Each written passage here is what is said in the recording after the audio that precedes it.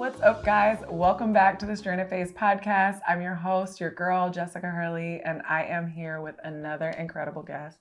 Y'all know if I'm bringing you somebody, it's because they are tried and true, and I have had an opportunity to either get to know them personally or professionally, and I know the work that they do and the way that they help people really is not only like impacting the world, but they're a boss in some type of way, and I know when they share their story, it's something that can really either empower you or transform you or make you want to do something that you've kind of been on the fence about, but you've been uncertain. And I need you to see these stories and see how people did this to know that they are just like you.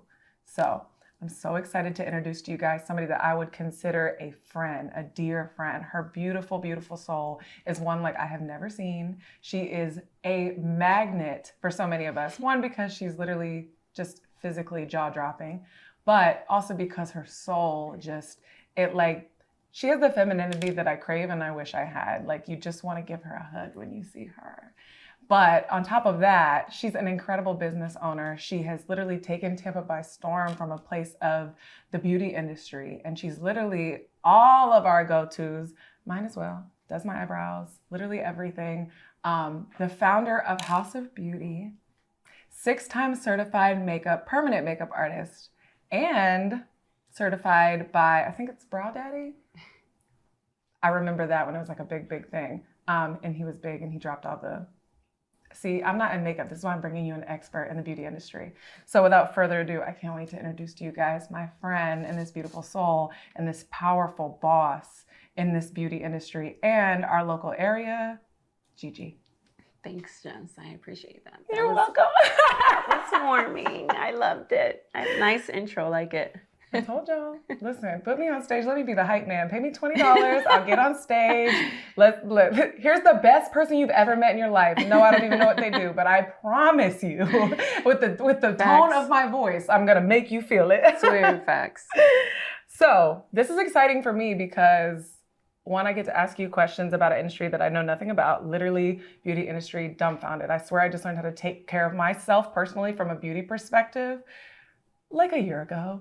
And on top of that, you quickly learn once you get yourself involved in this as a customer that it's costly. And you're like, oh, these people must be making bank because this is really costing me a lot of money. So I get to be inquisitive in this and watching you just the way you walk so confidently in this. You have multiple locations in Tampa and you do this effortlessly with kids. Single mom with kids. Yeah. I'm like, girl, how?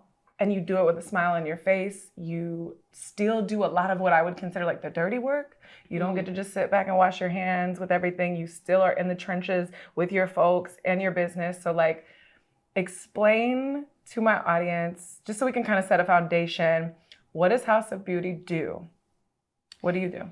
So House of Beauty is where we do permanent makeup and lash extensions. It was supposed to be all things beauty, but I don't do hair or nails. So I had to stop saying that. So we pretty much service women in the area and enhance their beauty. Why would you do hair and makeup when you could be paid to do lashes and eyebrows? Absolutely. Yeah, that part. Okay, so this is an important thing I always ask entrepreneurs is most of us weren't born at 5, I'm going to have a lash studio. What was the thing that you were like, okay, I'm loving this. Was it lash tech I'm going to own my own studio, or was it, I see the vision for this? What was the thing that had you like, I'm going to do this? Okay, so buckle up. Girl, I can't even do my makeup. This is like the best I can do. I don't know how to do eyeshadow or anything like that. I barely know what highlight and contour means. I just learned it. Same. So it started back. I actually have a medical background. So yeah. So I used to work for Medicare, and it was helping a bunch of old people and whatnot, selling them things. From there, I literally got laid off. Yeah, and my lease was ending. I was like 19. I moved to California, just trying to find myself, figure myself out. What do I want? Moved to California, and I did not like it. I moved back a year later. I went to school. I was like, all right, nursing. Gonna do nursing. This is for me. Went into HCC, did my prereqs, and I got pregnant. So once at 19? No, actually, this was a lot of fast forwarding. So you're like 23, 25. Okay, so 6 years later, got it. Got so pregnant. Are you nursing? You're a nurse in this, or you're No. So I wanted to be. I wanted to do nursing. Yep. I didn't have a clue about lashes. Lashes, it wasn't a thing. I didn't know anything about it. So nursing was my thing. So I was in school to do that, and met my kid's dad. 25, got pregnant, and I was like, okay, I can't pursue that anymore. And so I was working for a cardiologist when I was in school doing the nursing thing. And after I worked, so my boss was actually the chief of cardiology and a business owner. So he had his own practice with doctors that worked for him. So I worked for Big Daddy. And then, so fast forward a little bit, I got pregnant. And while I was pregnant, I actually was working for a plastic surgeon. So I went from cardiology to plastic surgery. And my thing was I wanted to be a nurse. So I liked helping people. I loved that idea. Right. So I was fine with that position as a medical assistant is what I was doing. Wow. And then after I got pregnant, the whole, I told you the whole nursing thing, that was out of the window. I was like, okay, well, I'll just have this baby, and then afterwards we'll pick back up. So I had my baby, and when she was 6 months old, I was like, yeah, I don't want to go back to work. So, and then my kid's dad, he was always like, you're not going to be a stay-at-home mom. Like, we're not doing that. That was cute. Yes, cute in theory. Right? So he always said that. And it wasn't because he couldn't. It was because, he wanted to make sure that I still had something to do, I guess. Knowing myself and what I want. And value and purpose and things that felt good for you. Yeah. So. Because motherhood. Yeah. It's beautiful. It drives you nuts. Yeah. Let's be honest. It's thankless. Yes. Thankless. Yeah. And so at that time, that's what was happening. I wasn't having adult conversation. Right. So it was like, he was like, and while you love me, you don't value me at all. You don't care. You don't have any idea, yes. Right? So I was like, all right, I'll figure something out. So I had a friend at the time where she was getting her lashes done. And I was like, well, what the hell is that? I'm like, what? Lashes? What is that? Oh my God, I can't even imagine Gigi saying this. Yes, right? So I was like, I don't know what this is, but let me just look into it. So I looked into it. It was a thing. And I was like, yeah, but I don't know. So then I had another friend where her name's Jackie. She actually does laser hair removal. Everyone knows her here. She's actually the one that got me into being an esthetician. So, she was telling me about how she does laser hair removal. And I was like, oh, okay. That might interest me, Right. So she was like, you have to get your esthetician license. So that's what I did. I went straight to school. I was in school for the laser hair removal program, and then everyone in there started talking about lashes. So I was like, what the hell is this, right? Why do I keep hearing about lash extensions? So I went off, I found some girl, she trained me with the lashes, and then I was graduating. So when I finished school, I was like, okay, what do I do? So I pursued the lashes on the side from a spare bedroom in my house, and I was like, let me just see, right, if this is what I like. Girl, 2 months in, no one was booking. Yeah, I was like, yeah, this ain't it. I need a plan B because this is not working. And so I started thinking, okay, well, real estate, right? Right. So then my kid's dad was like, no, you've invested all this time and energy, all this money into aesthetics. You need to figure that out. And I was like, just like a man. Yeah. You put money into this, you gotta make this work. Yeah, exactly. and I'm thankful because, after hearing that, I was like, okay, you're right. I'm not a person that likes to quit.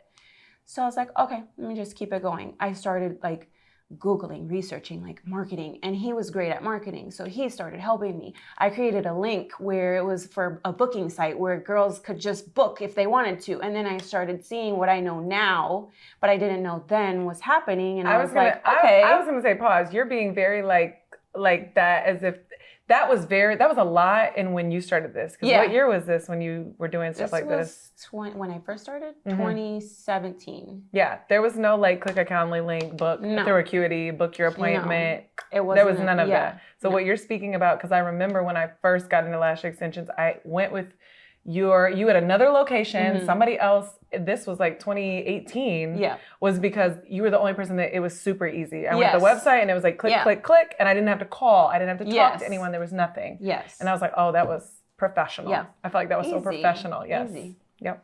So, so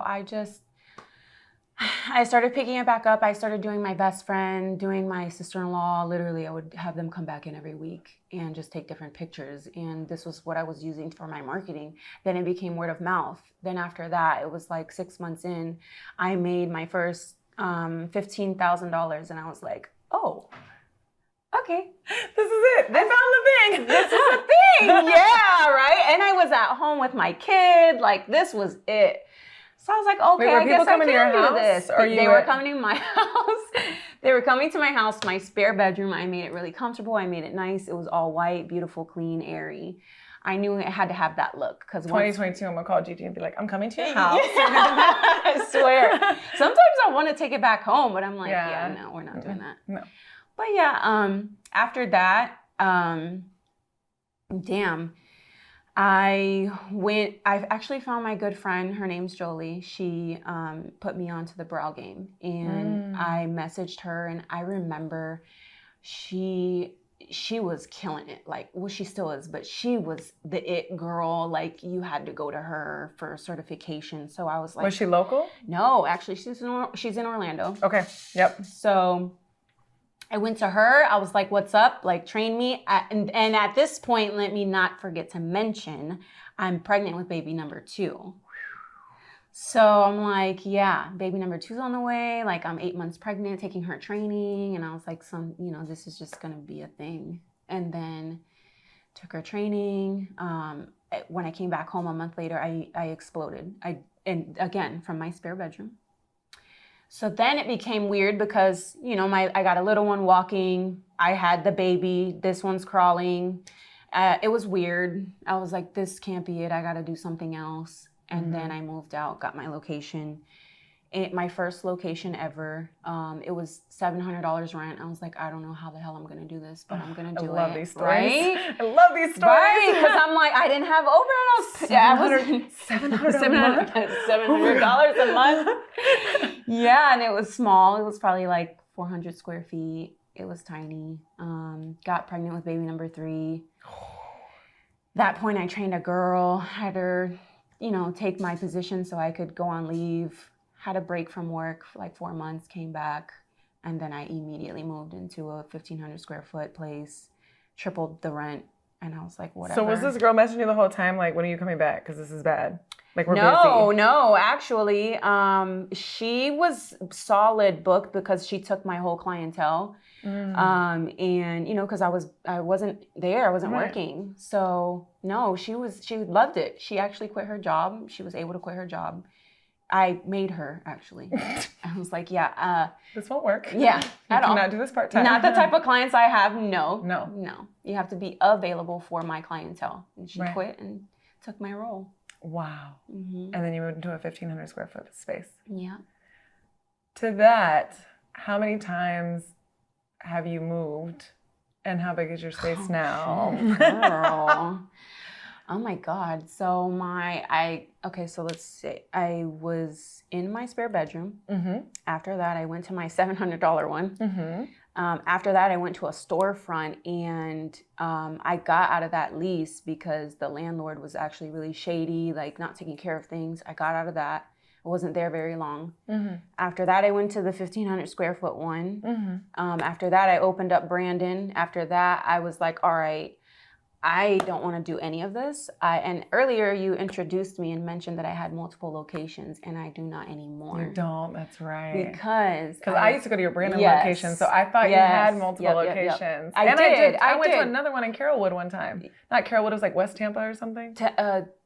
Temple Terrace. Yes. It was like a really smaller one in a doctor. It was like next to a doctor's office. I've been to all of those. So I'm like, I know you get, okay. Yep. That makes sense. And then, so what I did was, and don't be afraid. Yeah. Don't be afraid to scale down if you feel like overwhelmed. Yeah. And so I did. And it was a lot going on, 3 kids, personal life, employees, multiple employees, like everyone's bitching. You got to be everywhere at once. And I was like, this isn't it.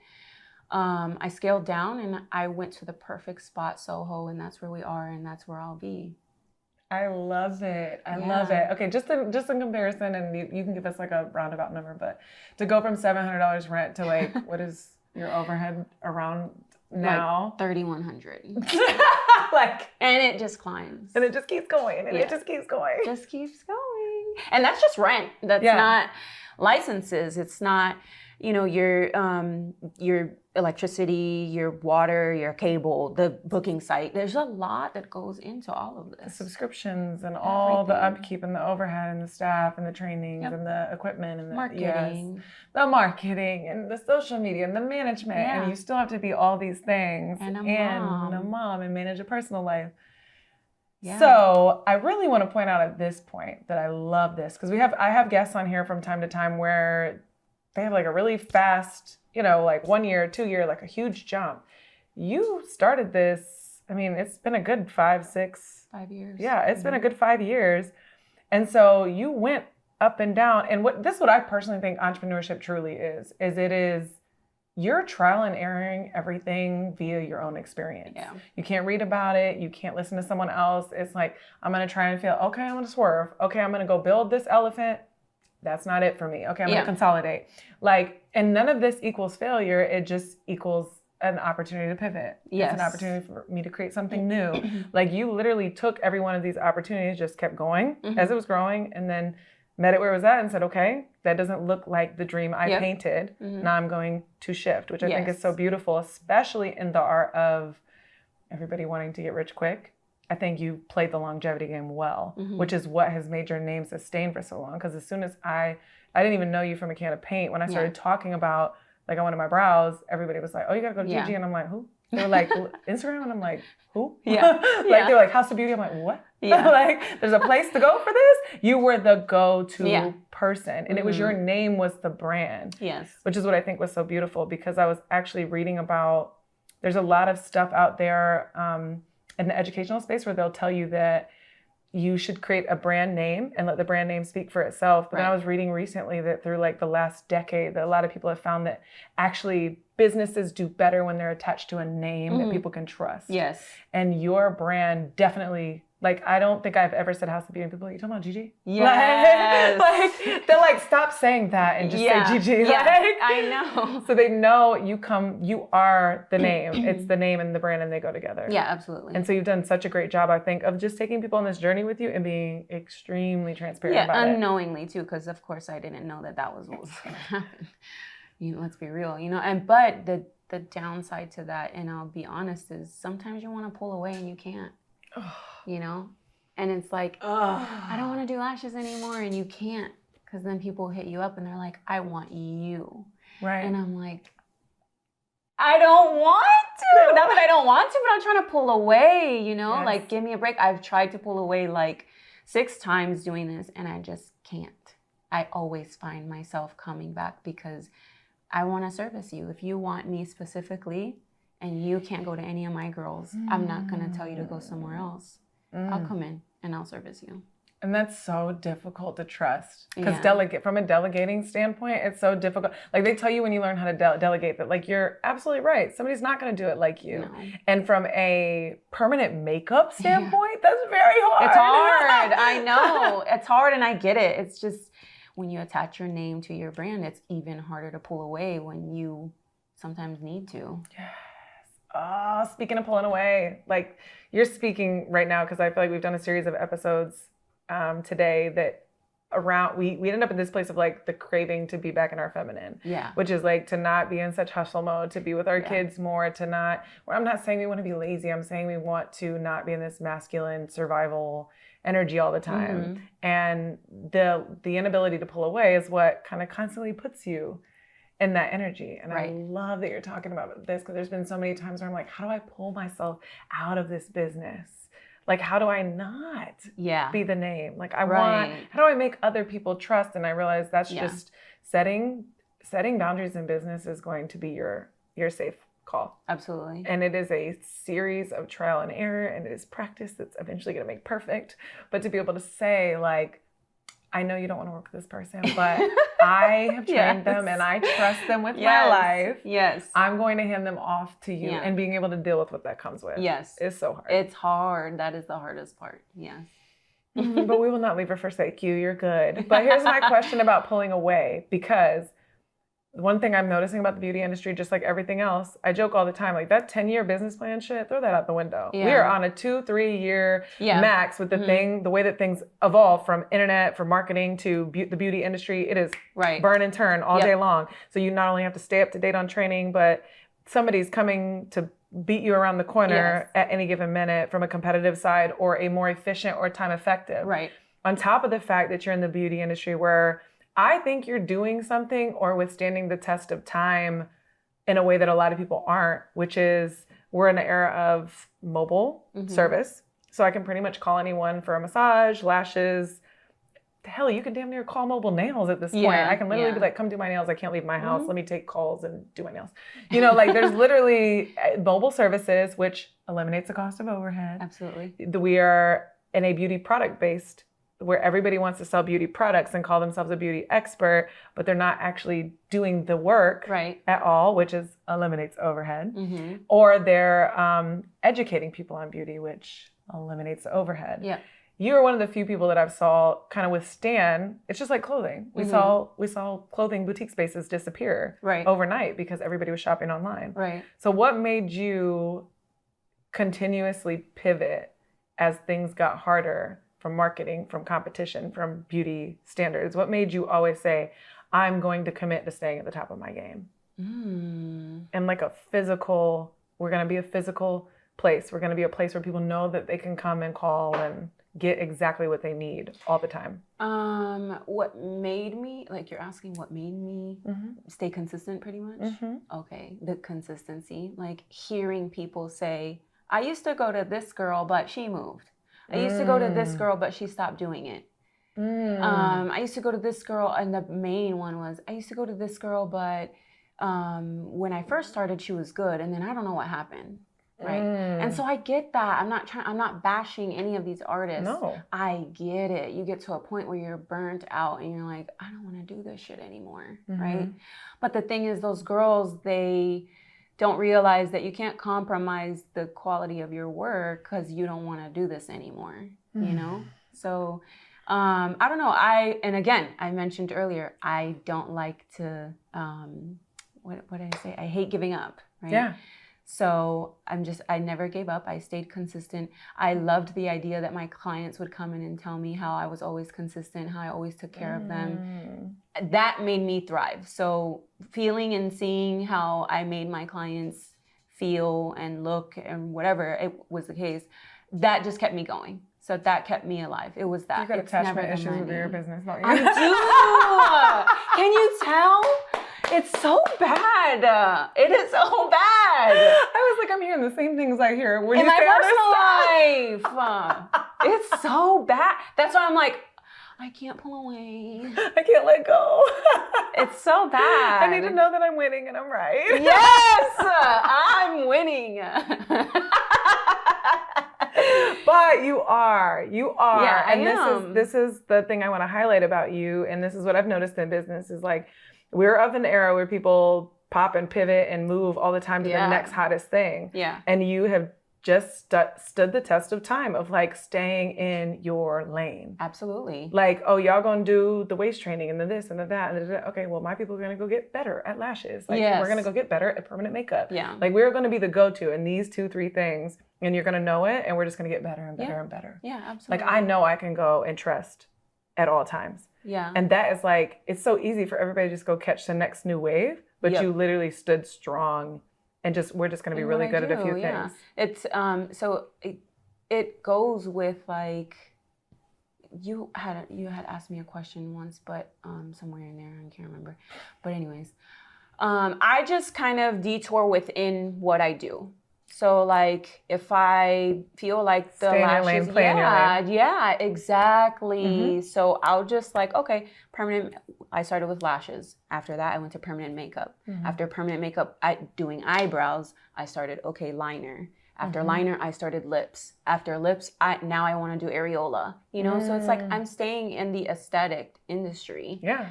I am just pulling away from lashes, and I build these people up. Let them do that while I do what it is that I want to do. Speaking of building people up. Oh gosh.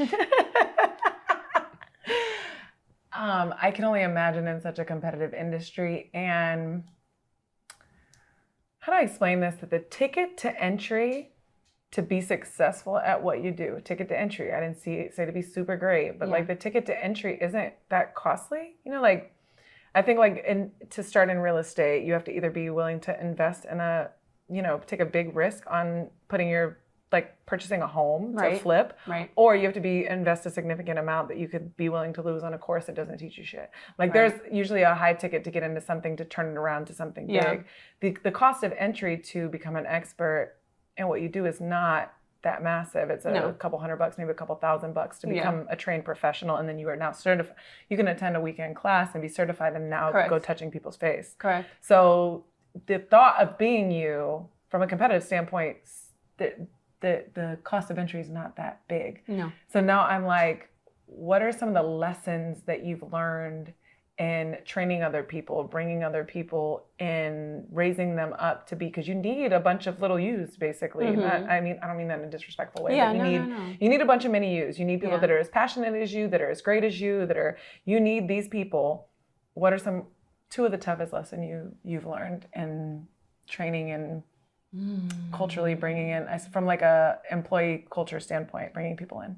So this one some people might not like, but you know what? Business is business. Business is business. And this is the biggest lesson I've learned. Protect your business. This is your baby. So if that means you need a contract, then you need a contract. If that means that at the end of whatever it is between you and these people, you need to read this contract and this fine print, you need to do that. Because at the end of the day, you had rules for your business, you had a business structure. And when you create relationships with these employees, because it's inevitable, you work with them every day, you start to lose that, and there becomes gray area, and you forget that this is not your employee, or this is not your friend, it's your employee, right? So you need to always have something set in stone that at the end of the day, we can come back to the drawing board and we can read what the rules were and that fine print, and no hard feelings. I can remind you, this is what you signed, this is what we discussed. Absolutely. Yeah, absolutely. And then protect your business, also not even just in the contract. It's like with contracts or whatever. This is your baby, so don't give out all your information. You know what I mean? Like, you made this. Why would you give everyone your whole recipe? No. I'm going to give you enough to become successful at what I need you to do. And then I need you to put your swag on it. I need you to put your swag on it. Absolutely. So my other lesson that I learned was, in order to grow, you can't do all the work. So that one was hard.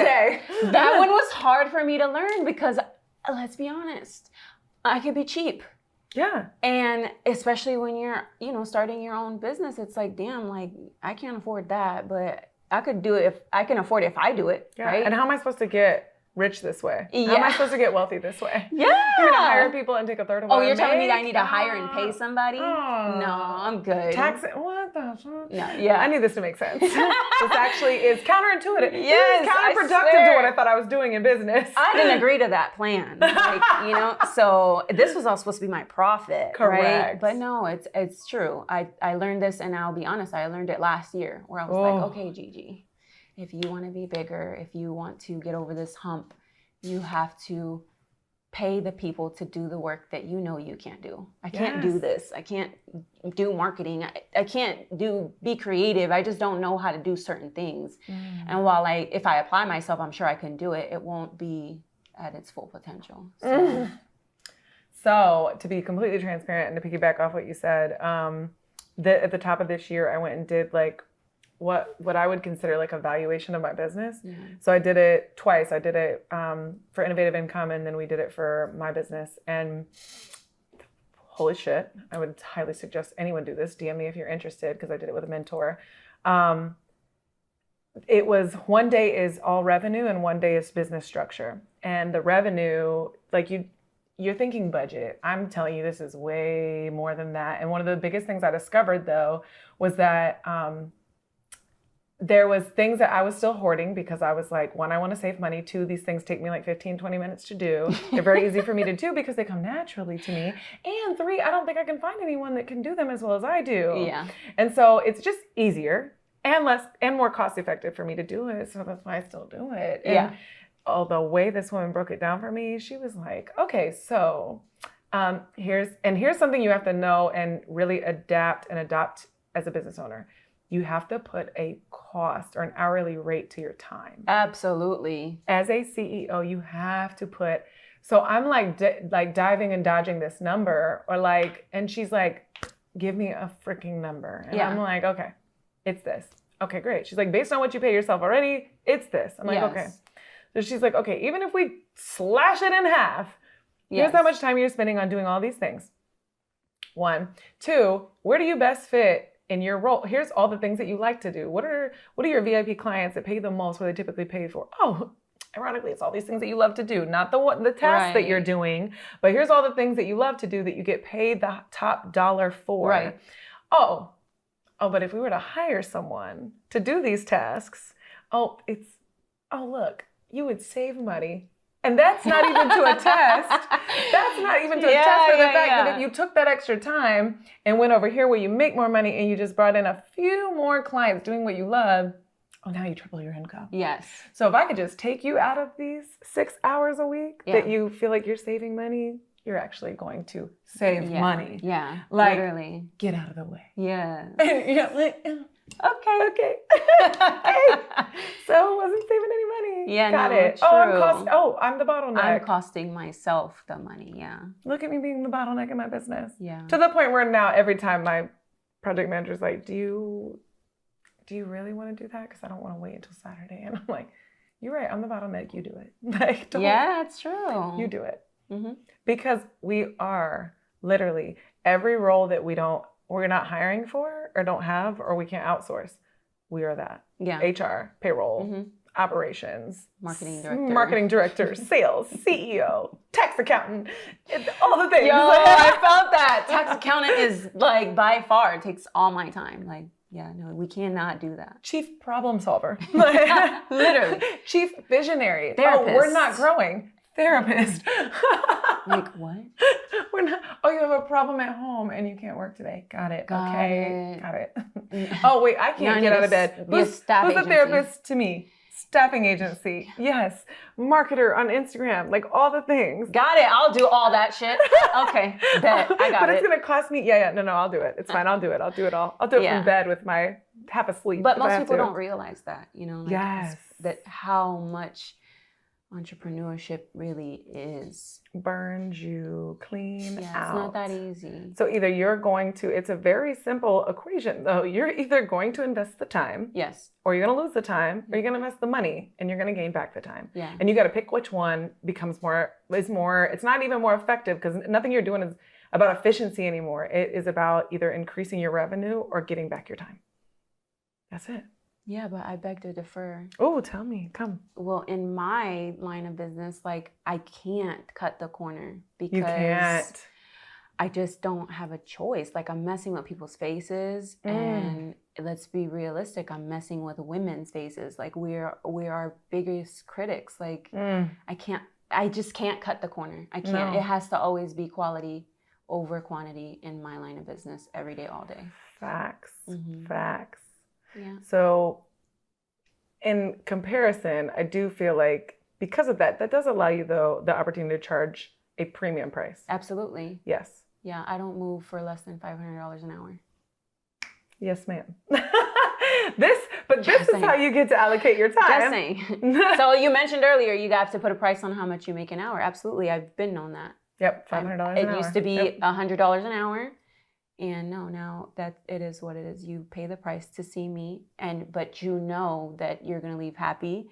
You know that I'm going to take care of you. It's not just about cutting me any type of money or checks, whatever. It's about what you're going to receive, a whole experience. It's not just come lay down, let me do your lashes or your brows. No. You'll get a whole experience. You get me. Sometimes I make friendships, so hello. That's how I met you. Literally. Mid-brow. So we're your friends? Yeah. Yes, literally. I'm like, hi, do you want to be my friend? That's literally how it happened too. I was like, I really like you. This is me. I'm like, we're your friends? Where are they? Why do they not love you? You're so like, you gave me the best experience. Yeah. And because I had never let someone touch my face, I was like, it has to be the right person. Yes. It has to be. And everybody was like, Gigi, and I Gigi, hear it all the Gigi. time. Yep. I do hear you know you're walking into a trustworthy experience. Absolutely. Okay. I want to pivot for a second. Because hardest thing that I had to roll with the punches and deal with in 2021 was business ownership, scaling, and motherhood. Single motherhood.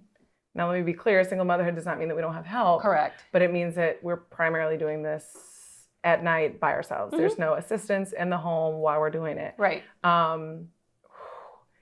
have one. And I still can't breathe sometimes. And I only have one. You have 3, not 1, not 2, but 3. And to me, you do it effortlessly. You're like, oh, it's me, my kids, and we're on our way, and we're doing this and that. And I'm like, what? How? Yeah. I don't know. That's the question. How? Yes. Shit.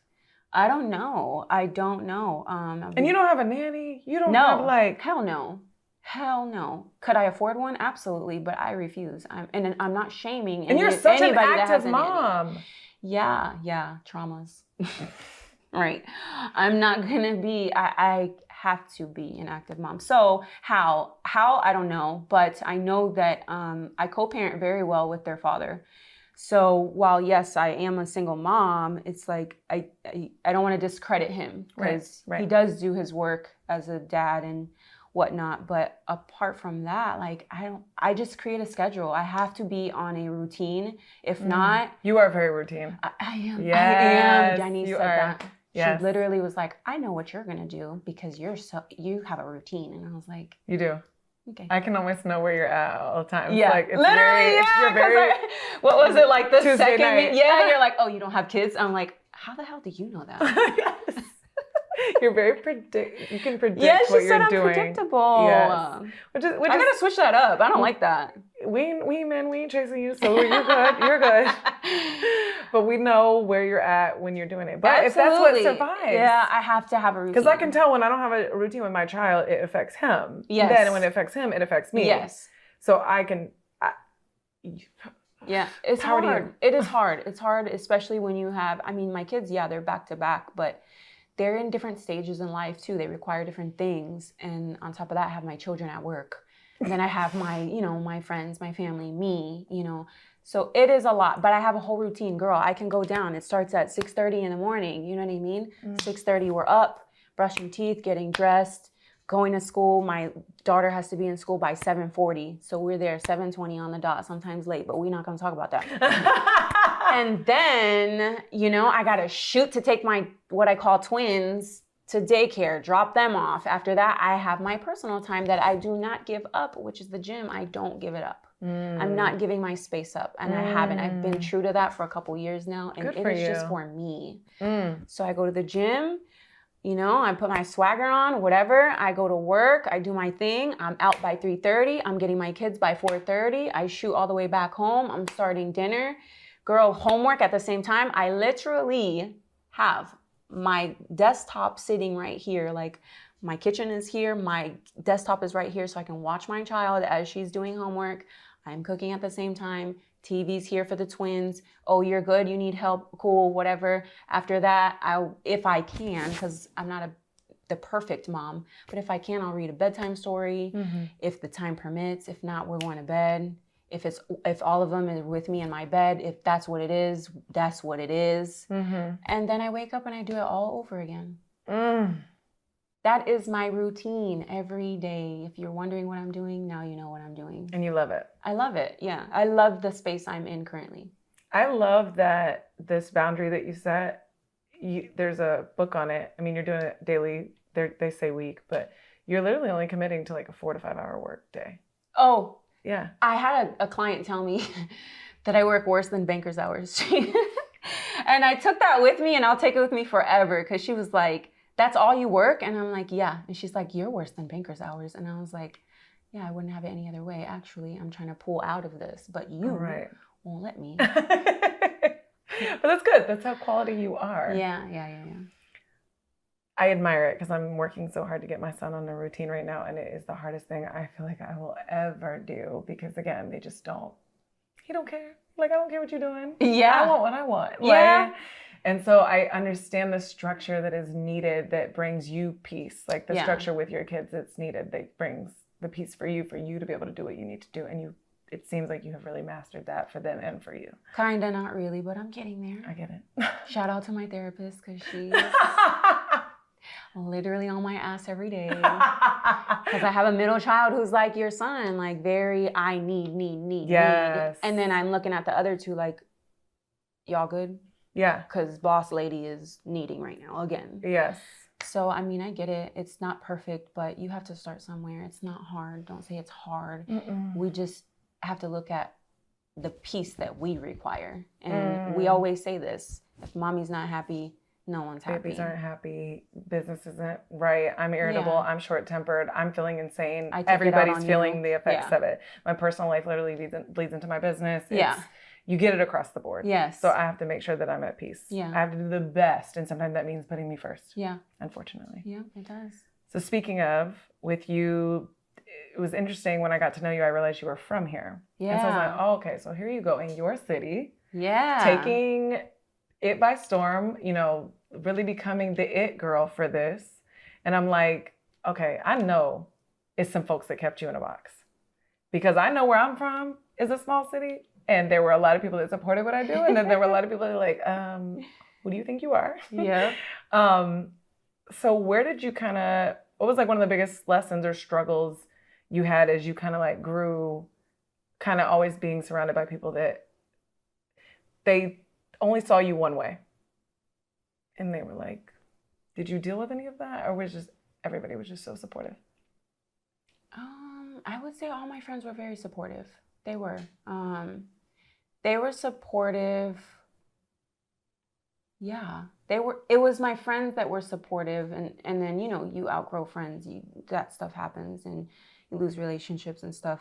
And even when those things happen, they didn't really have beef towards me or my business or anything like that, but it was really the outside world, like girls doing the same thing I'm doing, or let's be raw right now, girls that want to be me, girls that see what I have and want it, girls, if I'm dating a man, they want him, It was those type of people. But like, what was it Drake said? If you got beef with me, you ain't got no name. That's what he said. Yeah.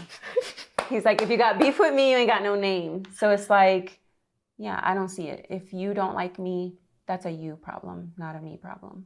That is well said. But there's something very similar in a book that Brene Brown wrote, that she took a quote from someone else, but she talks about, it might have been, I don't know if it was her or Rachel Hollis. Somebody said it, that it was like, the only people that are chastising you or criticizing you are typically doing it from outside the ring. Yeah. Or they're doing it from the cheap seats. Yeah. They're doing it from a place that they could not get in the ring with you. Yeah. So it's very easy for you to criticize from afar, because you, in my place, probably would not be able to handle this, nor would you choose to handle this the same way that I do. Right. So she didn't say it this way, but technically it was, your opinion is irrelevant. Yeah. You're out here watching. Absolutely. It's very easy to have an opinion from the window. Correct. You're not in my space. Yeah, at all. So then God bless you for being supported by so many people. But let me spin this. So I have heard you say before that you have felt like, as you've grown, like a bit of an outcast. Yeah. Like you couldn't find, you were like, well, then who are my friends then? So it wasn't that you lacked the support, but then you were like, okay, so where can I go to feel safe? Or like you had kind of outgrown those friendships. Mm-hmm. And so did you just feel like, did you start to believe in the theory of like, okay, I guess it's just lonely at the top? Yeah. Yes, actually. And I still did until recently? Today? Literally. gosh. We had a whole conversation. Sidebar conversation about this. Right. And it was like, I guess at the top, you just meet different people and you meet those who you literally surround yourself with for a specific reason. So it's like, I don't want to say I outgrew all my friends because my friends could have very well outgrew me as well, right? Mm-hmm. But I was in a position where, yeah, I felt like I was walking the earth by myself in my own bubble, and it was just me, and I just didn't mesh with anybody because, like, your conversations I'm not interested in, and when I have conversations with you, you get tired of it or don't really want to hear it, or you're just not understanding. Right. So, yeah, I just kind of manifested me. Yeah. I manifested a woman like me. And then you came in and I was like, I literally told her, I was like, I like you and I want to be your friend. And I want you to be my friend. I literally told her this, I'm not lying. And then she literally stalked me. You stalked me. She was like, okay, you want to be my friend? Okay, cool, it's on. She literally would call me, send me voice notes and be like, I remember the one time you sent me a voice note and you were like, you're running from me. I did. Bro, I was in work and I was like, the fuck? How do you know I'm running, first of all? Who told you that I was running? Like, what? Like, how do you know this? So she's like, and then she continues on because you know her voice is so soothing and powerful. She's like, but it's okay. I see you. And I'm going to call you again later. And I know what you did last night. And I know that's why you're running from me. But I want you to know I'm not judging. And I'm like, and she called me again. And I was like, yo, this is my friend. Yeah. And then you just introduced me to a bunch of women who were just like you, that were just like me. And I remember asking you one day, I was like, what the hell is your sign? You said Aries. I was like, bro, because I'm an Aries. I'm like, that must be it. But it wasn't even that. It was literally like you saw something in me and brought me into your tribe. And then I met all these women. And at first I was like, oh, I don't trust y'all, but I trust her. And then I was like, you know what, Gigi, if she trusts them, it's for a reason. And so I literally opened up, allowed them in my space, and y'all have all allowed me back in yours. And now I don't feel like I'm walking the earth by myself or in my own bubble. I literally feel like I'm in a different world with different people, is how I feel. You're in your world. You just get to share it now. Yeah, actually, yeah. You just get to share it now because you probably were dimming your light a lot. Yeah. And it was like, I saw that. And then I think when the first couple of times I talked to you, I was like, I think you were just telling me about like some friendships and what you do like in your spare time. And I was like, oh my God, why are you living like this? Yes. Like this was internally. At my lowest, like living. Internally, this is all I'm hearing. I'm like, let me love you. Like, I just want to love you. Like, please let me love you. Yeah. Like, you've been betrayed too many times. And I promise, absolutely, friendship doesn't have to be like this. Yeah. Like, support doesn't have to look like this. Yeah. And I'm like, get around the right people. And then the minute I tried to like lean in, it was like a freaking man scared of commitment. You were like, skirt. I was like, oh, good. No, this looks like something I've experienced before. Yeah, red flag. No, you like red flags. I swear to God. So I was like, colorblind. I think I tried to call you a couple times and you completely like ignored my calls. And then somebody was like, oh yeah, I saw her doing this yesterday. And I was like, you know what? But this is the Aries part, I think, I was like, wait, I know she feels judged. I know she feels. And then I was like, and people make this mistake of thinking that I think I'm perfect and I'm not. Just because I have a show, I actually talk more about my shit. So I'm same. I know how you feel. You think that I'm like, no, you are. When I look at you, you are such, so they always say friendships and intimate relationships are supposed to be a mirror. Yeah. For me, when I look at you, it's so funny because I see what attracts me so much to you is the femininity that you carry. It is this soft, loving, just like your soul just radiates like pureness. Like you literally just, you don't doubt people originally. Like you doubt from protecting yourself from your, like the ego standpoint and the betrayal that you've experienced. But your being is like, oh, I just want to love you because I like you just immediately want to love people. But your fieriness I have that in me too. I have that. So I saw what you kind of shame yourself about at times. And I was like, oh, honey, I have that too. I've just learned how to put that to rest. Yes. So I got to let you know up front, I don't judge you for that. Yeah. I have that in me too. Yeah. I've just learned how to silence it. Yeah. At times, sometimes, not all the time. But I'm learning how to control it. It's hard, but I too feel like I shouldn't shut that out completely or hoard that or store it away completely, because I feel like that's what makes me me. And a lot of women like that I don't give a fuck attitude that I give off. And while some don't, again, going back to what I said before, if you don't like it, I don't know what to tell you. Because just don't piss me off, and you won't get that all the time. Because you are truly soft and loving, and you love to be in like friendship and connection. I love it. I absolutely love it. It feels like home. I like that safe zone. I feel comfortable there. Yeah, I love that. I want to always be a firecracker, but I'm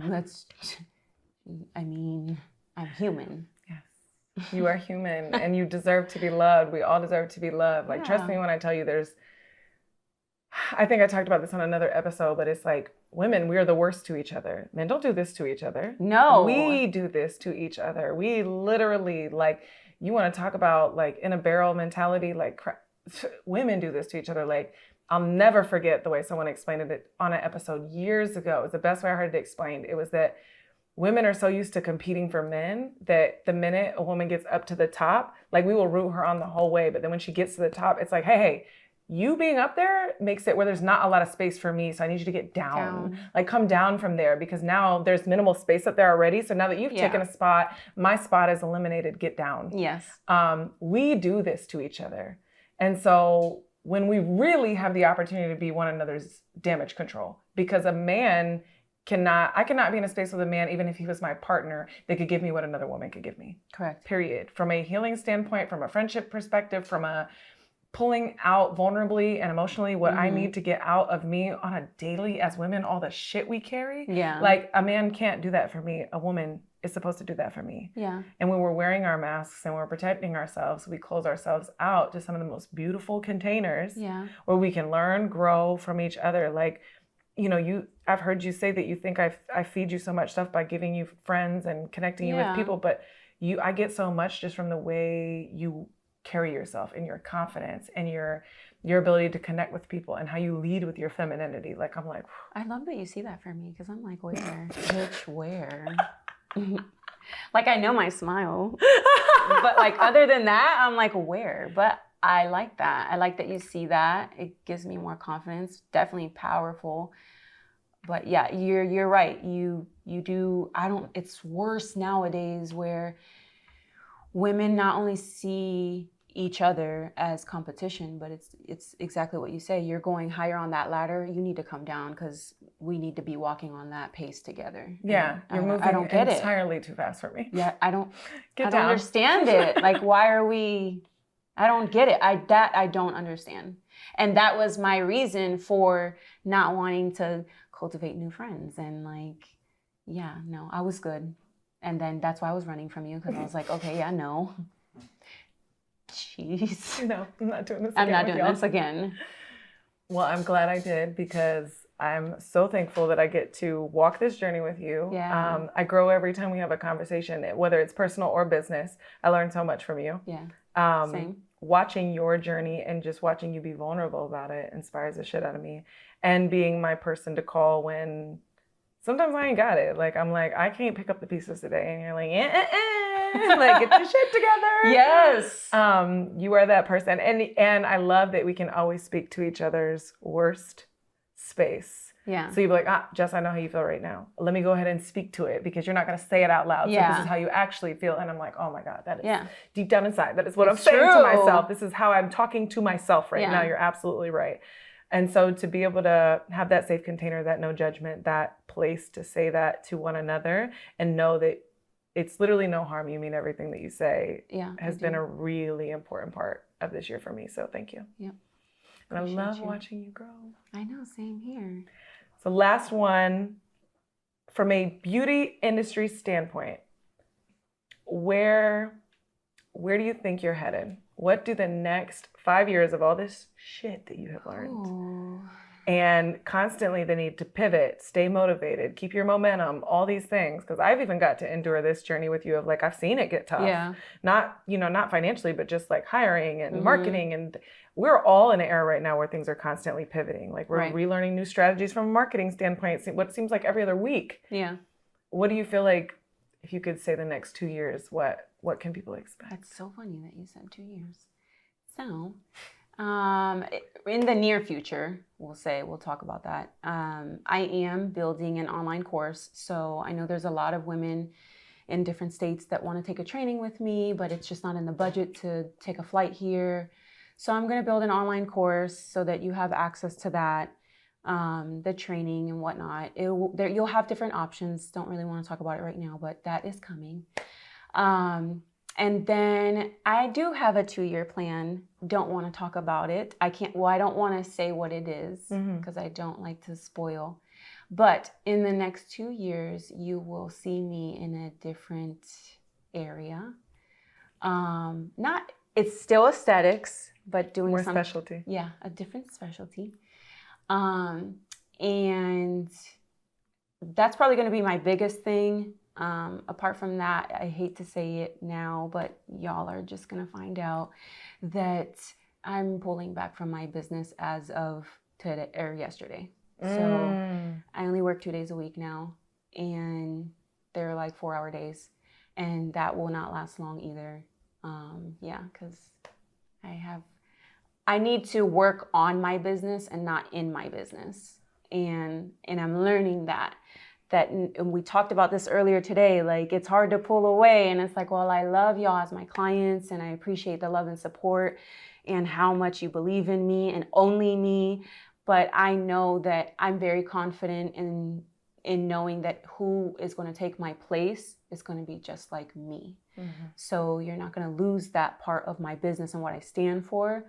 But I need to grow my business. Like I need to make her bigger. And that doesn't mean opening more locations. It means doing other things, and I have to work on it and not in it.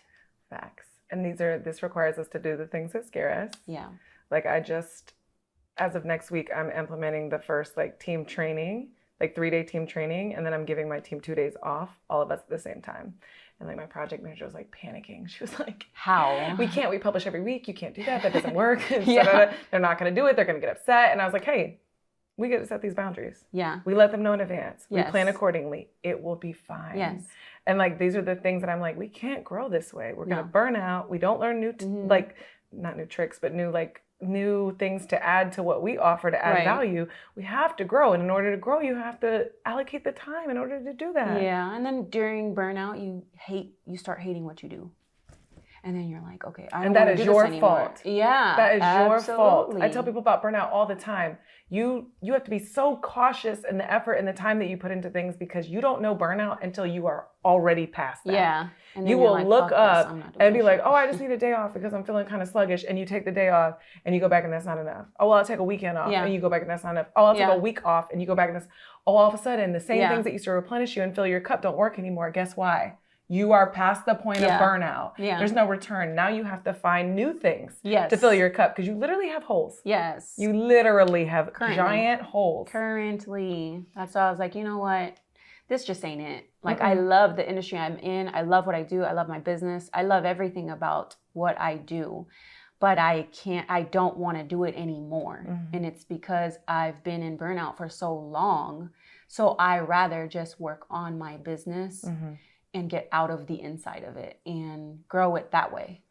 Guys, this has been a lesson in friendship, business structure, the beauty industry, dealing with high competition because I thought my lane was competitive. I thought men's industries were competitive, but this right here. Tunnel vision, baby. It's tunnel vision. It's not a competition. Just because you do what I do doesn't mean that we have to be in competition or that anyone is better than anyone. Right. We just do it differently. Facts. And my clients want me for a specific reason while your clients want you for a specific reason. So I can't look at you as my competition. You're no competition. I can open a business right next to your salon and know that I will still make 6 figures, if not more, because I know what I'm capable of.